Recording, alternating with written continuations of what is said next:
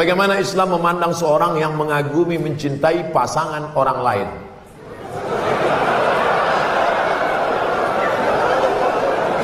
Bagaimana pula jika orang itu memiliki perasaan yang sama dengan kita?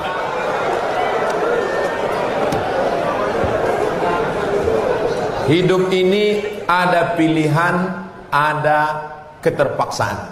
Hidup ini ada pilihan, ada keterpaksaan. Saya mau ceramah antara duduk dan berdiri. Pilihan atau keterpaksaan?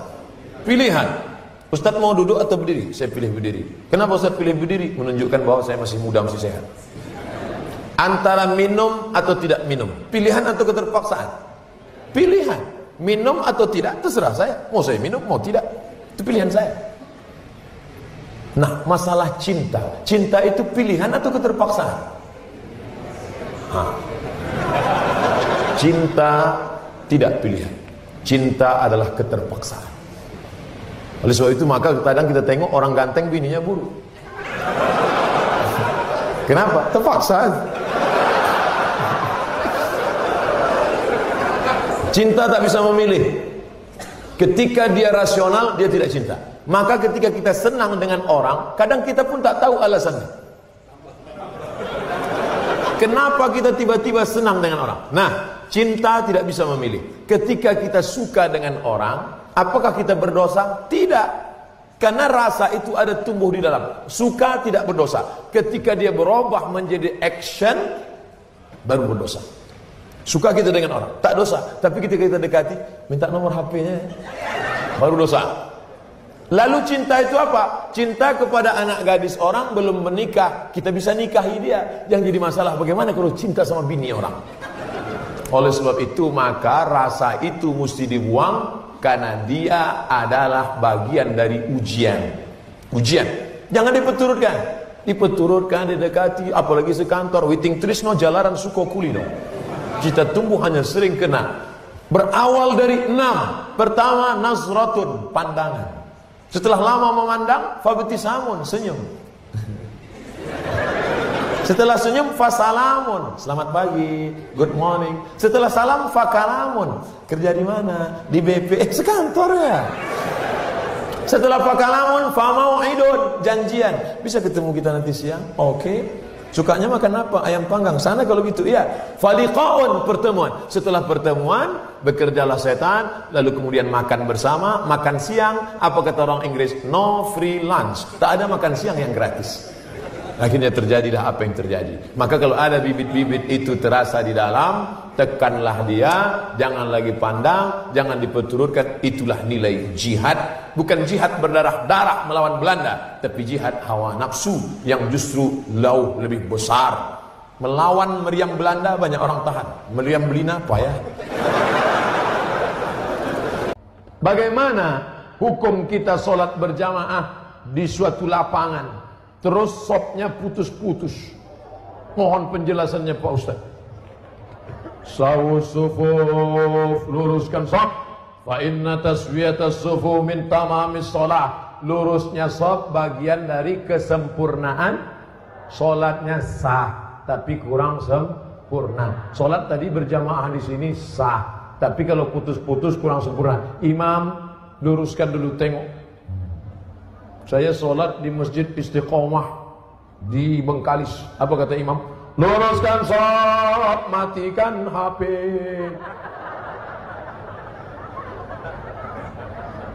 Ada pula di masjid lain, luruskan sholat, angkat kaki celana. Ada pula di masjid di Dumai lain lagi, luruskan sholat, simpan batu cincin. Saya tanya, Pak Imam, kenapa lain ini? Iya Pak Ustaz, batu cincin ini buat orang tak khusyuk. Waktu tasyahud tengok, sudah deh. Tapi tiga-tiganya sepakat bahwa luruskan sop. Cara meluruskan sop itu Pak Ustaz, ujung kaki di ujung tumit, ujung kaki di ujung sop. Kiblatnya ke sana. Ini ujung sajadah, tumit. Tumitnya yang rata. Takut pula terlentang. Tumit. Jadi yang rata itu tumitnya. Adapun ujung kakinya ya tergantung kaki masing-masing. Kalau kakinya panjang, panjang. Saya mau tanya tentang ruqyah. Saya sudah ngikuti ruqyah 4 kali, tapi sampai sekarang belum bisa keluar juga jinnya.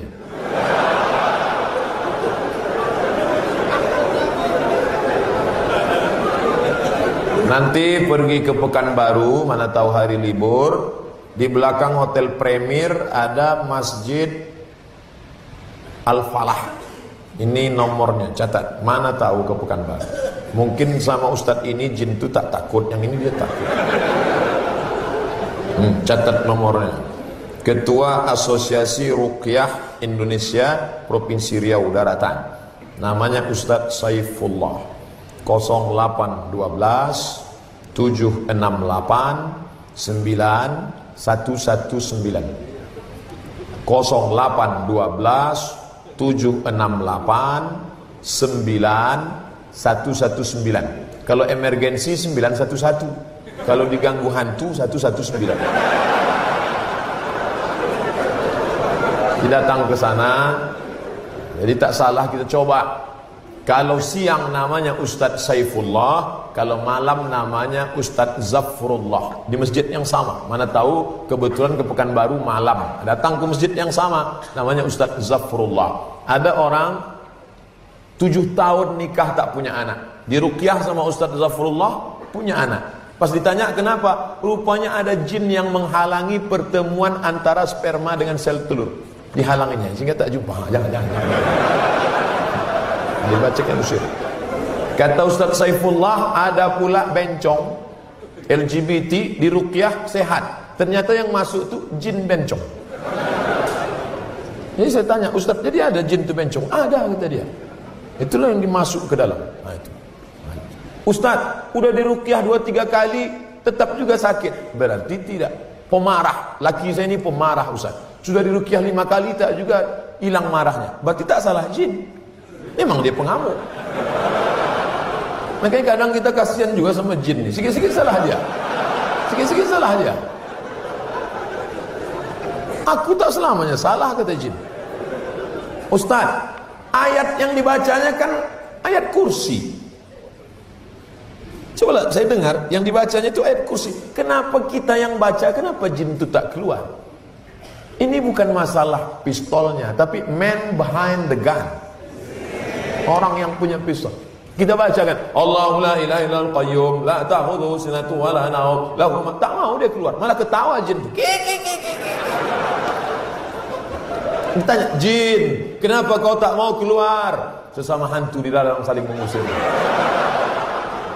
Hantu ngusir hantu, mana mau? Yang membaca itu ulahnya 11-12 macam hantu. Apa hukum suami menyembunyikan uang gajinya?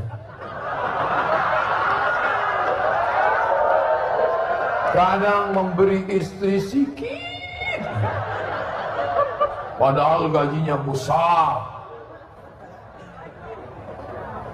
Berapa tadi hak ibu? Ingat, berapa hak ibu tadi? Makan, pakai, tempat tinggal, pendidikan, perhatian.